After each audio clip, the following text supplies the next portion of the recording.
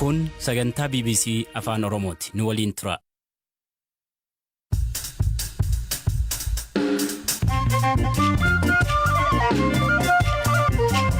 Akka mooltan dhaggeeffattoota keenya sagantaa keenya eegalleerraa dursa garuu matoota oduun isinitti hima. Magaalaa Walisootti dubartiin shamarree hiitee darraa turte poolisiin to'atamuu.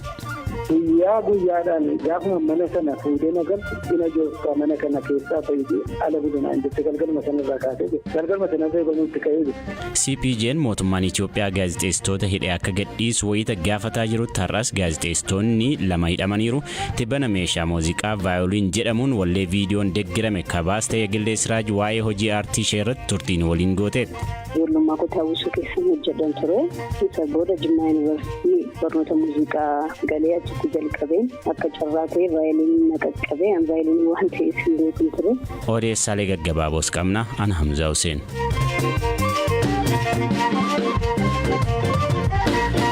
Godina Kibba Lixa Shawaa magaalaa Walisootti dubartiin daa'ima mana isheetti hojii hojjechiisuuf qacarattee ji'oota 4 addatti hiitee darraa turte seeraan to'atamuu hoogganaan qajeelcha poolisii magaalichaa Koomaandar Dhugumaan himan. Dubartiin kun ogeettii fayyaa hospitaala Luuqaas keessa hojjettudha. Shamarree kana bakka isheen dhoksaatti itti hidhamte ka arge ammoo ogeessa humna ibsaa lakkooftuu ibsaa ilaaluuf dhufedha. Koomaandar Dhugumaan haala jiru akkanaan nutti himan. Sister Biraanee Maammoon nama jedhamtu hojjettuu hospitaala Luuqaas kan taatedha. Shamarree Daraartuu Billoo kan jedhamtu aanaa ammayyaa keessaa akka jechuutti mucaa umurii tilmaama waggaa 16 taatu maatii isheerraa fi fira ishee kan wabii isheedhaa fudhattee birrii 700 qaxarattee gara mana jireenyaa ishee fudhattee argateedha odeeffannoon argame. Guyyaatti shiboo sibiilaa akka jedhamuun akka reebduu fi muka qoree qaban galgalaa ganama akka reebdu kana akka ishee dhiphisaa turtee hin beeyyitti kana duwwaayyuu mootuun ta'in guyyaa hojii dureedhaa hanga jimaataatti mana sareen keessa bultu keessatti hiitee achi keessa akka hojjettu guyyaa ofii isheetti boqonnaa qabdu immoo hojii irraa boqonnaa qabdu guyyaa dilbataa fi qidaame immoo irraa ittee hojii jajjabaa akka hojjechiistu achumaanis reebaa akka ooltudha kan kaaste nyaatallee akka nyaatan akka rakkattu kan kaastee darbee ollaadha rakkina ishee kana kan hubatan nyaata akka kennaafi barnii kaastee odeeffannoon egaa miidhaa mucaa kanarra ga'ee jiru hidhamteetu jiru namichi ibsaa lakkaa'u lakkooftuu ibsaa daldala fudhatu miidhamtuu kana utuu isheen boossuu mana saree keessaa dhaga'ee odeeffannoo poolisiidhaa kenne poolisiin battalumatti gara mana sanaa deemuudhaan sakattaa geggeesseen mucaa kana miilli ishee harki ishee dudduubatti hidhame manuma jedhame mana sareen keessa bultu kana keessatti namni ishee luqqa'ee maadooftee akka hin jirre duddi ishee fuulli ishee qaa'ee jirtu jechuun danda'ama walii gala waan dhala namaa irratti hin hojjetamne hunduu kan irratti raawwatame hidhaa sanarraa hiikee gara dakkamtuus to'atee gara mana qajeelcha poolisii bulchiinsa magaalaa Walisootti dhiyeessee jira.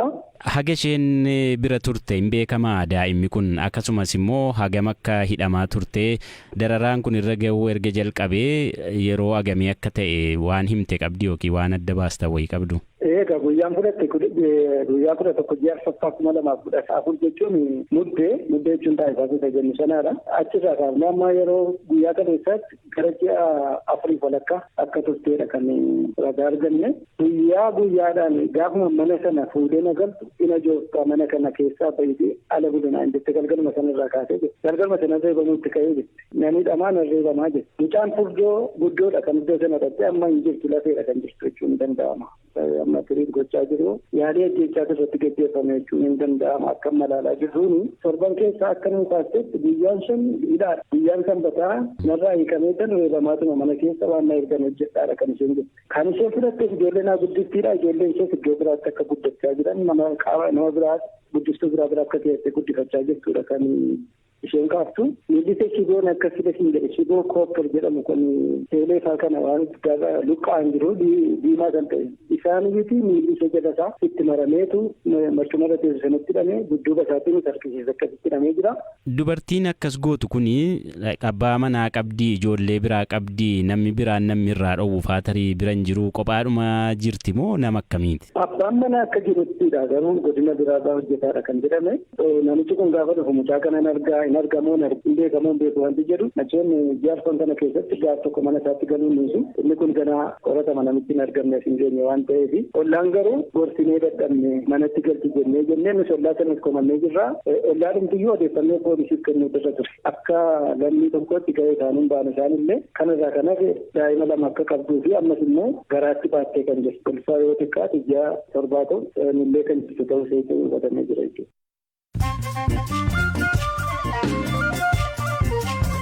Gidduutti immoo oduun gaggabaabsee isinitti himaa waraana Raashiyaa fi Yuukireen baatiiwwaniif gaggeeffamaa tureen daandii guddaa gara magaalaa Saafrodooniskii geessu to'achuuf waraanni cimaan gaggeeffamaa jira. Raashiyaan magaalaa kana to'achuudhaaf dhiyaadheera jettus warri Yuukireen garuu soba jedhan. Senegaal magaalaa Tavawaanaa hospitaala tajaajila deessisuu harmooliif kennu keessatti balaa abiddaan daa'imman reef dhalatan 11 dhuman gabaasii jalqaba ba'ee akka eerutti balaan kun rakkoo elektirikiin uumamee daa'imman reef dhalatan 3 ammoo baraaramaniiru. Ingilaanditti dubartiin ilma baatii 13 guddifachaan fudhattee ajjeeftee hidhaa waggaa 18 adabamtee bara 2005 kaawwal fuudhaan Looraa fi abbaan warraa ishee daa'ima godhachuu waan hin dandeenyeef bara 2019 daa'ima guddifachaan fudhatanii odeessaaleen kanu.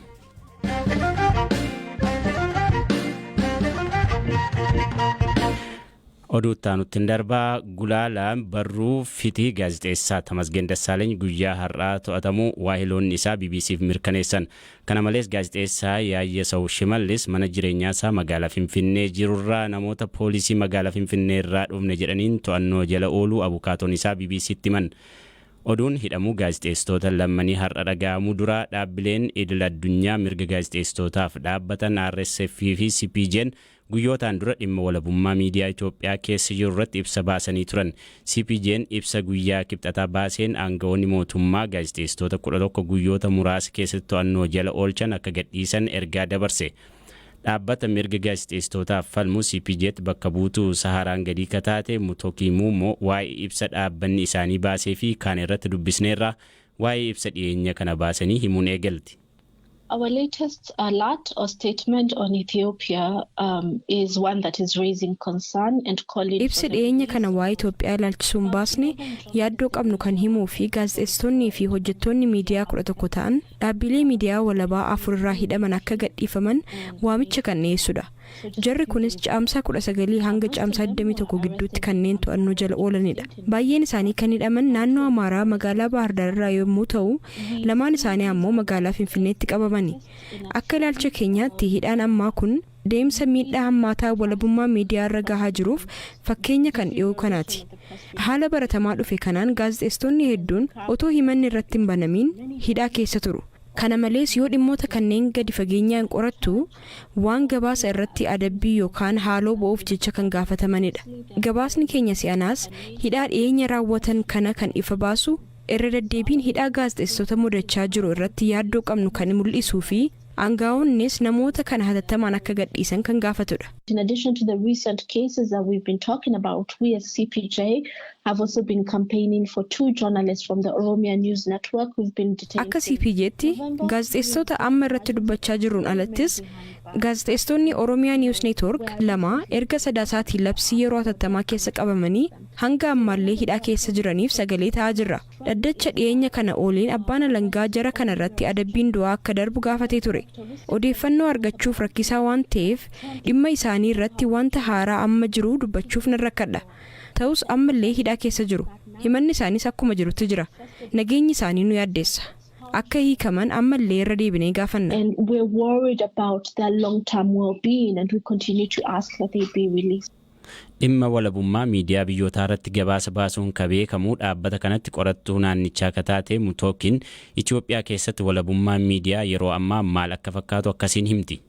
One of the reasons why the current situation is so deeply disappointing is that, sababni haalli amma deemaa jiru kun hedduu gaddisiisaa ta'eef inni tokko akkuma beektu waggaa 3-4 dura hawaasni miidiyaa idil addunyaa wanta Itoophiyaa keessa adeemaa jiru leellisaa ture. Gaazexeessitoonni mana hidhaa keessa waggoottii dheeraa turan hiikaman. Kana malees seerri gaazexeessitoonni bilisaan akka gabaasan dandeessuutti jijjiiruuf waadaa seenamuu argine. Haa ta'u malee wanti waggoota lamaan asitti argaa jirru haalli walabummaa miidiyaa biyyattii keessa jiru walitti fufaan gadi bu'aa dhufuu argine. Haalli miidiyaa biyyattii keessa jiru gaazexeessitoota biyyattii keessa jiraniif haalaan hamaa jechuu haala dandeessisuun gadi bu'eera. Gaazexeessitoonni biyya alaa waa'ee Itoophiyaa gabaasuu barbaadaniifis haala rakkisaatu jira. Amalli dhiibbaa miidiyaa baramaa dhufe kun inni tokko hidhaa gaazexeessitootaati. Amalli biraa kaasuu dandeenyu ammoo gabaasa gaazexeessitootaa to'achuuf yaaluudha. Keessattuu gabaasaalee waa'ee waraana kaaba Itoophiyaa to'achuuf yaalii taasifamudha.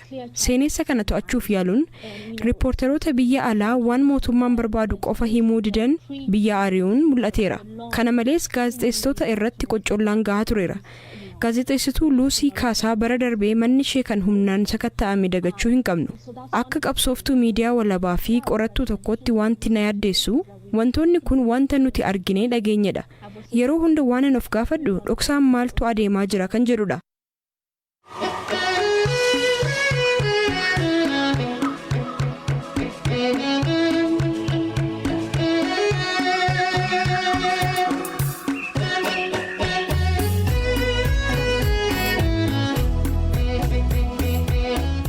wallee haaraa walaloo malee artist Jegillee Siraajiin hojjetamerraa gurra simbuusne artist Jegillee Siraaj tibbana wallee meeshaa muuziqaa vaayoliin jedhamu qofaan hojjetteen aadaa godina Iluu Abbaaboor ibsiteetti.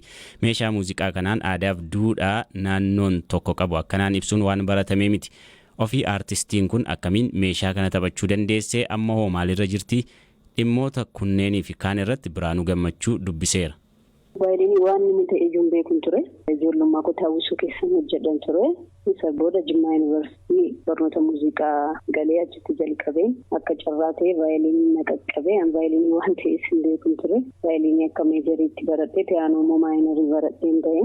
Isa booda namni vaayiliin barees taphachuus immoo kanan jalqabee yuunivarsiitii dhumatti achumatti argee yeroo jalqabaati.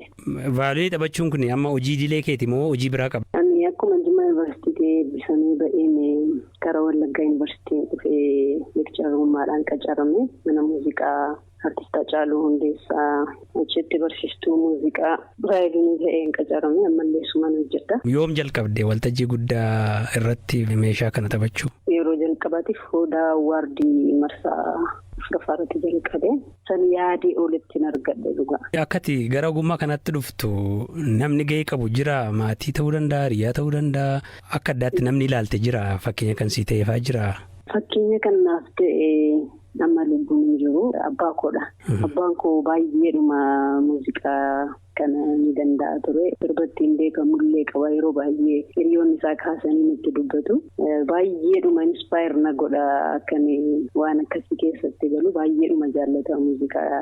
Isa booda immoo hawwisoo keessatti aadaa fi turizimii kan hojjettu Ganarrattaa kan jedhamtu jirti. Baay'ee isheen immoo akkan fuulduratti ce'uuf akkan hojjechuu danda'u na gooteetti. Meeshaa muuziqaa qofaadhaanii kan qabeenyummaa babbareedaan irratti mul'ate akkaataa waraabbiisaallee qulqullina gaarii qabu. Hojii kana yoom jalqabdee? Akka yaadaatti hojiin kun waggoota baay'ee natti fudhateera. Akka yaadaatti akkuma eebbisamee ba'een uumama akkasii hojjechuu ture yaadni koo tokkoffaa akkuma argitanidha lookeeshinichi Iluu Abbaaboor Bunnoo Baddallee waanuma ittiin bu'amnedha waan ajaa'ibaati. Waggaa 3 waggaa 2 kana isaa ol natti fudhatee ture. Utuu yuunivarsiitii seentee muuziqaan baratteen haayiskuulii faatti muuziqaatti dhiyeenya qabda? Diraamaa fa'aa hojjenna turre waltajjii irratti illee meeshaa muuziqaas waan taphatu hin qabu. Iddoon itti argadhus hin qabu. Hawwiidhuma malee argadhees yaalee hin beeku. Narsiingiin na qaqqabee ture osoo dubbannu jijjiireen muuziqaatti galee fedhasaa baay'ee waan hin qabuuf. Garuu maatiin akkuma narsiingii baradhutti beeku turan dhumarranitti maaliif sammuu jaraa eeguun qaba. Aannatu itti amane malee jara amansiisuun immoo baay'ee cimaa ture. Wanti naannoo irra jiru muuziqaa barachuun akka waan ogumaatti hin ilaalan akkan filasiin jedhedha. Akkuma sirba ta'e akka baaseetti alattartuu waan akkasitti siil godhu waan ta'eef. Dhaggeeffattoota keenyaa sagantaa keenya irraa xumurreerraa sagantaa kana kan qopheesse Eliyaas Mulgeetaati ogeessi teeknikaa Oskaar Bungaati wallee haaraa Jegillee Siraaj kana isin affeeruun xumurra nagaan bula.